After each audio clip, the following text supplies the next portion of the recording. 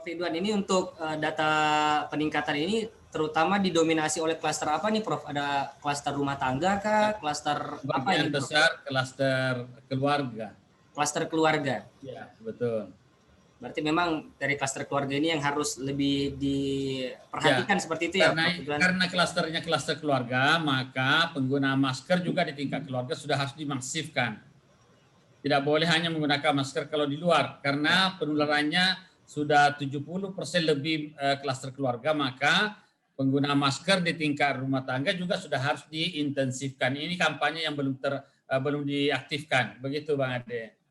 Baik, terima kasih Prof. Ridwan. Saya kembali ke Pak Wagub. Pak Wagub, ini protokol COVID harus tetap dilakukan pasca vaksinasi.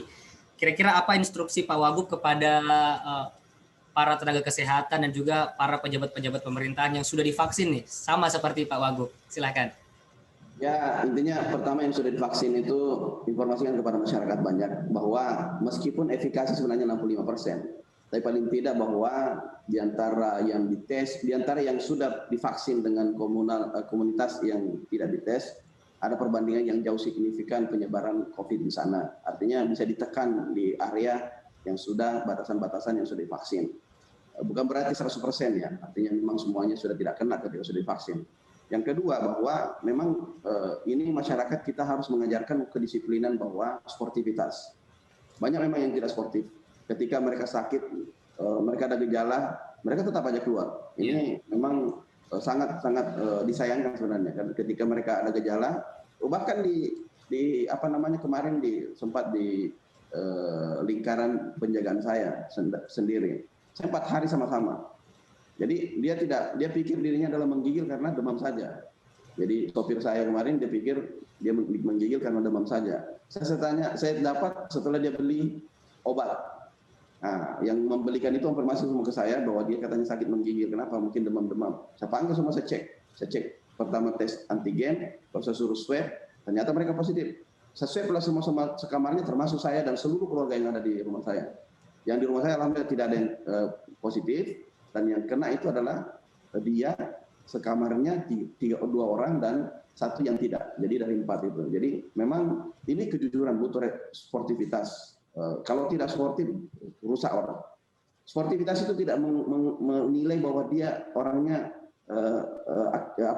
orang-orang yang berpendidikan tinggi atau rendah. Sportivitas tidak memandang seperti itu. Tapi bagaimana kejiwaan kita harus diajarkan bahwa apapun Anda, siapapun Anda, harus Anda jujur ketika Anda sakit, jangan keluar. Harus mengurung diri, mulai isolasi mandiri. Ini banyak masalah kemudian.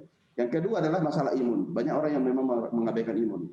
Banyak orang atlet justru kena juga. Imun itu berbeda dengan orang olahraga kadang-kadang langsung flu. Makanya dokter menyarankan kalau kamu sakit, jangan kamu olahraga duluan. Kamu justru hindari olahraga itu. Nah, ini imun berbeda. Imun ini adalah ketahanan diri. Kalau saya sarannya, setiap mungkin 4 hari atau 1 pekan minum konsumsi herbal yang vitamin C. Kalau tidak bisa yang obat semikal ya herbal aja. Yang penting vitamin C dan rajin konsumsi buah dan sayuran. Kalau vitamin E, vitamin D yang agak kuat, provitamin D, maka insya Allah itu vitamin C dan vitamin E itu lumayan bagus. Saya rasa kalau ada gejala maka mengurung diri saja, isolasi saja. Nah, itu kemudian bagaimana melihat orang sekitar kita kalau ada ini bisa mengecek bahwa dia memang ada diabetes dan sebagainya, maka jaga mereka. Baik, terima kasih Pak Wagub. Saya kembali ke Prof. Ridwan. Prof. Ridwan, kira-kira apa yang bisa Prof. Ridwan sampaikan kepada masyarakat yang sampai saat ini masih abai terhadap protokol kesehatan dan juga masih tidak percaya ini terhadap dengan vaksinasi yang sudah ada dilakukan di Provinsi Sulawesi Selatan, khususnya di Kota Makassar, Kabupaten Goa, dan juga Kabupaten Maros. Silakan Prof. Ridwan. Ya, jadi memang karakter masyarakat kita kan seperti itu. Jadi masyarakat kita ini kan masyarakat yang majemuk ya. Masyarakat yang majemuk itu literasi baik yang terdidik maupun yang tidak terdidik kan beragam. Dan sebagian besar masyarakat kita 60-70% kan menengah bawah paling tinggi. Dengan edukasi misalnya kalau kita melihat karakter demografi kependidikan kita 60% pendidikan menengah ke bawah. Dan itu memang perlu diedukasi secara terus-menerus dengan bahasa yang sederhana, memberikan keyakinan bahwa seluruh intervensi yang kita lakukan baik farmasi maupun non farmasi baik protokol kesehatan maupun dengan vaksin, itu bahwa COVID itu real, COVID itu mengambil orang-orang terdekat kita, COVID itu menyerang siapa saja tanpa memandang strata sosial, ya, tanpa memandang aspek-aspek demografi seseorang. Siapa saja yang interaksinya intensitas sosialnya tinggi bisa terpapar dengan yang lain. Karena itu tugasnya kita semua untuk saling mengingatkan. Pada situasi pandemi ini kita harus saling mendukung, kita harus saling mengingatkan dan berhenti untuk menyebarkan informasi-informasi yang tidak benar atau yang kurang benar yang menghambat program. Kontroversi terkait misalnya dengan vaksin itu selalu terjadi di masyarakat, bukan hanya vaksin COVID, vaksin sebelumnya, measles atau MR juga seperti itu, mulai dari halal haramnya dipertanyakan, keampuhannya, setelah ada semua itu masih dipertanyakan lagi, jarumnya besar apa kecil, selalu dikotomi di masyarakat kita selalu ada seperti itu, karena itu edukasinya harus berjalan terus. Inilah yang disebut dengan komunikasi berisiko. Bagaimana menyampaikan informasi itu tanpa menimbulkan kepanikan dan diterima dengan baik dan dapat diambil sebagai bahan pertimbangan untuk mengambil keputusan. Sifat komunikasinya simpel, sederhana, mudah dicerna dan konsisten serta terus-menerus. Itu poinnya Bang Ade. Baik, terima kasih Prof. Ridwan. Saya kembali lagi ke Pak Wagub. Pak Wagub, ini kalau dilihat masih banyak masyarakat yang abai terhadap protokol COVID. Kira-kira gimana sih membangun chemistry antara pemerintah dan juga masyarakat terkait dengan COVID ini benar-benar mengancam dan juga vaksin ini salah satu langkah pemerintah untuk menjaga dan meminimalisir angka penyebaran kasus COVID-19 di Provinsi Sulawesi Selatan. Silakan Pak. Jadi memang ya, mungkin kita lihat waktu pilkada ya, dan termasuk ketika terjadi sekarang misalnya orang-orang, saya sebagai wakil gubernur turun ke lapangan, ketemu dengan masyarakat di desa dan sebagainya, menggunakan masker memang itu susah sekali. Ya itu memang bukan sebuah kebiasaan daripada orang kita, kemudian untuk disiplin, persoalan kesehatan dan sebagainya, mereka itu cenderung lebih berani. Kemudian yang kedua adalah persoalan-persoalan ini ketika menghadap seperti ini, juga kayak di warung-warung kopi dan sebagainya. Saya sendiri biasa ngopi, tapi kadang-kadang kalau saya ngopi satu meja dengan yang keluarga saja atau yang sering saya sama-sama, saya memang membatasi seperti itu supaya saya masih bisa, saya tahu mereka pergaulannya di mana dan kemudian bagaimana mereka kondisinya, mereka memang saya latih untuk, bahkan saya sendiri di ajudan saya, staf PP saya kalau tidak pakai masker saya dapatkan dia harus keluar, konsekuensinya harus diberhentikan dan keluar. Itu memang bahwa penting untuk kita disiplinkan semua terus ini, dan ini sudah berjalan sudah hampir setahun ya. Kita kampanyekan untuk disiplin protokol kesehatan. Tetapi memang penting sekali untuk pendekatan-pendekatan tambahan kepada masyarakat, terutama persoalan-persoalan bagaimana pemahaman mereka tentang terhadap bagaimana imun, bagaimana COVID ini bisa menyerang seseorang, dan siapa-siapa orang-orang sebenarnya kriteria yang harus lebih waspada, lebih tinggi persoalan-persoalan dengan memperlihatkan data-data dari rumah sakit, orang-orang yang mungkin meninggal, angka meninggal daripada karena diabetes, kemudian angka yang meninggal karena tekanan darah, mungkin yang karena jantung, kemudian asma dan sebagainya. Ini harus kita perlihatkan kepada mereka supaya mereka tahu bahwa jumlah yang meninggal COVID karena persoalan apa yang paling tinggi komorbidnya. Karena setahu saya bahwa COVID ini ketika mereka meninggal maka biasanya ada penyakit bawaannya yang lebih banyak. Nah di situ bisa kita lihat bahwa orang yang sudah punya keluarga memang yang harus pada posisi hati-hati. Bahkan ada anggota saya satu itu karena dia diabetes kering, maka saya bilang dia bergeser jabatannya. Kemudian saya bilang, tolong dia, saya tidak pernah panggil lagi untuk bantu dulu, karena saya tahu berbahaya kalau dia keluar. Makanya disembunyilah ceritanya seperti itu saat ini. Itu mungkin pesan-pesan kita. Dan kemudian terkait kepada pemerintah juga, setiap turun untuk memberikan contoh dan menjadi contoh bagi masyarakat.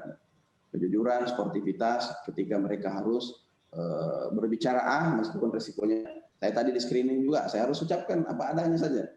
Anda penyakit ini tidak, ujung-ujungnya ternyata divaksin setelah lulus itu. Saya tahu, tetapi saya harus jujur meskipun itu adalah persoalan memang orang semua takut terhadap itu. Saya harus jujur untuk itu. Kenapa? Karena memang itu harus menjadi karakter kita. Karena pandemi ini hanya bisa ditekan dengan pertama juga sportivitas. Kalau Anda tidak sportif bisa membahayakan orang sekitar Anda. Itu saya mungkin pesan saya. Baik Pak Wagub, ini yang paling penting sepertinya ini saya penyambung lidah dari masyarakat. Banyak yang mengetahui bahwa informasi-informasi yang beredar di sosial media terkait dengan Bapak Presiden Jokowi ini sudah divaksin. Apakah nanti ini masyarakat juga sama vaksinnya yang diberikan oleh Pak Presiden, yang diberikan kepada Pak Wagub? Apakah sama nanti ketika yang digratiskan ini seperti apa ini Pak Wagub? Ada sedikit penyampaian untuk masyarakat yang masih kurang percaya terhadap vaksin, silakan Pak Wagub. Memang kepemimpinan itu harus memang ada trust. Bukan meminta untuk di trust, artinya dipercaya, tapi harus menunjukkan bagaimana trust pemerintahan itu dipercaya. Seorang pemimpin memang harus tidak boleh mengatakan sesuatu A kemudian dia melakukan adalah B. Disitulah letak fungsi dari pemimpin bahwa dia harus jujur. Kalau dia tidak memiliki kejujuran memang berbahaya. Yang kedua, memang persoalan-persoalan banyaknya hoax yang beredar. Banyak sekali hoax yang beredar. Maka masyarakat kita juga kadang-kadang mengambilnya secara simpel saja dari HP-HP mereka untuk mengatakan bahwa ini adalah bagaimana dan sebagainya. Sebenarnya masyarakat ini menanya seperti ini, protes-protes seperti ini, menyebarkan hoax untuk mengetahui kebenaran sebenarnya. Maka sebaiknya memang kita sampaikan kepada masyarakat bahwa vaksin yang diberikan kepada masyarakat dipastikan bahwa itu adalah sama seperti yang diberikan kepada kami. Tidak ada perbedaan. Yang membedakan kemudian ketika mereknya nanti akan masuk berbeda lagi. Karena memang kita menurut keputusan menteri bahwa mereka memesan, mengorder dari beberapa pabrikan. Karena kalau satu pabrikan saja, takutnya kalau tutup pabrikannya, maka atau produksi tidak cukup, kita ini 260 juta jiwa. Kemudian sudah banyak juga menanyakan kenapa bukan Pfizer, kenapa harus Sinovac? Sinovac ini memiliki kelebihan tersendiri dibanding yang lain. Kenapa? Karena Sinovac ini temperaturnya untuk membawa dari satu tempat distribusinya dan sebagainya membutuhkan temperatur, dia pada temperatur suhu 2 sampai 8 derajat. Range 2 sampai 8 derajat itu mudah untuk di Indonesia. Kalau Pfizer agak susah, dia harus minus 20 sampai berapa sekian-sekian. Ini susah untuk dapatkan seperti itu, mungkin dia adalah sudah membatu, sudah itu yang harus kita cari, yang betul-betul cold storage yang betul-betul di bawah berapa gitu kan. Makanya ini harus dipahami bersama. Kalau membeli Pfizer juga itu kita akan mengorder juga kalau tidak salah menurut Menteri kemarin penjelasannya di kuartal ketiga. Silakan kalau mau di periode itu, tapi akan macam-macam. Nanti kalau terstok di sana bagaimana? Makanya pemerintah membuat strategi masukkan ini karena lebih adaptif terhadap kondisi di Indonesia. Yang kedua adalah itu yang pertama karena persoalan penyimpanan dan sebagainya. Yang kedua adalah memang tentu bahwa kita bukan jumlah yang sedikit. Maka ketika melihat uji klinis sudah oke, kemudian menurut pakar sudah oke, halal menurut MUI, kemudian BPOM sudah keluarkan izin, bismillah aja lah. Orang banyak bisa saja mungkin dia duduk-duduk di rumahnya ketabrak kereta api, ketabrak mobil dan sebagainya, mati juga. Makanya kita berserah. Agama mengajarkan kepada kita bahwa ikhtiar, menanyakan kepada ahlinya. Kalau persoalan misalnya vaksin ini, tanyalah virologi, bagaimana dokter virologi, jangan dokter umum. Kita harus rasional aja. Kalau dia sudah berkatakan, oke, itu bagus, maka kita sudah yakinkan aja. Bukan cuma orang biasa ini yang ragu. Banyak ahli kesehatan juga yang ragu terhadap vaksin ini. Saya dengarkan juga berita, kalau saya belum dulu deh bisa suntik. Nah ini kan sudah diajarkan kita bagaimana persoalan kita pintar untuk cerdas untuk memilih. Gua tanyakan kepada ahlinya. Kalau dia sudah bilang oke, bismillah aja lah. Sesuatu hal yang kalau sudah bismillah, kita sudah berikhtiar, serahkan kepada yang di atas. Itu saja.